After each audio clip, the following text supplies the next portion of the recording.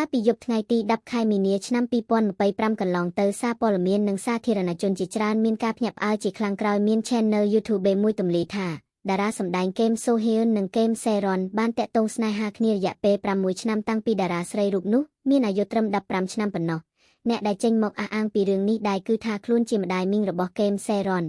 ដោយរូបគាត់បានទម្លាយរឿងទាំងអស់នេះនៅលើ Channel YouTube មួយឈ្មោះ Garo Zero Institute យ៉ាងណាមិញក្រោយការទម្លាយពីទំនាក់ទំនងឬការប៉ះពាល់រាងកាយក្មេងស្រីទាំងមិនទាន់គ្រប់អាយុនេះខាងតារាប្រុសគេម So Hyun ក៏បានចេញមុខមកដេសែតរួមទាំងមានចំណាត់ការទៅតាមផ្លូវច្បាប់ផងដែរខណៈប្រធានបទមួយនេះកំពុងតែផ្ទុះក្តៅគុកខាងសារព័ត៌មានចិនមួយចំនួនដូចជា163So Hyun និង Saine ជាដើមបានកោះកាយពាក្យពេចន៍មួយចំនួនដែលតារាសម្ដែងគេម So Hyun ធ្លាប់បានលើកមកនិយាយពាក់ព័ន្ធនឹងរឿងរ៉ាវជីវិតស្នេហារបស់លោកពាក្យសម្ដីទាំងនោះគឺគេម So Hyun និយាយអំឡុងពេលធ្វើការ promote រឿង Secretly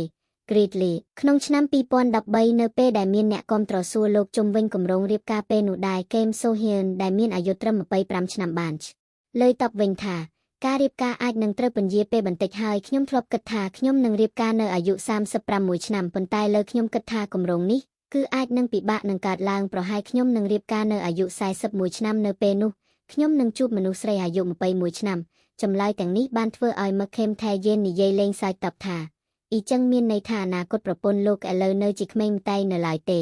មិនត្រឹមប៉ុណ្្នឹងទេគេម So Hyun ក៏បានចែករំលែកបន្ថែមជុំវិញអនាគតប្រពន្ធលោកថែមទៀតថានាងត្រូវតែហ៊ានស្លាប់ដើម្បីខ្ញុំគិតតែពីខ្ញុំមិនបញ្ឈប់ខ្ញុំមិនអោយធ្វើការងារតែពេលខ្ញុំត្រូវការនាងត្រូវតែនៅក្បែរខ្លួនខ្ញុំជានិច្ចគួរឲ្យដឹងថាបច្ចុប្បន្នព័ត៌មានជុំវិញទំនាក់ទំនងស្នេហាវាងគេម So Hyun និងគេម Saeron កំពុងក្លាយជាប្រធានបទក្តៅគុកទាំងលើបណ្ដាសារព័ត៌មាននិងបណ្ដាញសង្គមនានារហូតមហាជនជាច្រើននាំគ្នាផ្ទុះការវែកញែកប្រងព្រាតយ៉ាងណាមិញ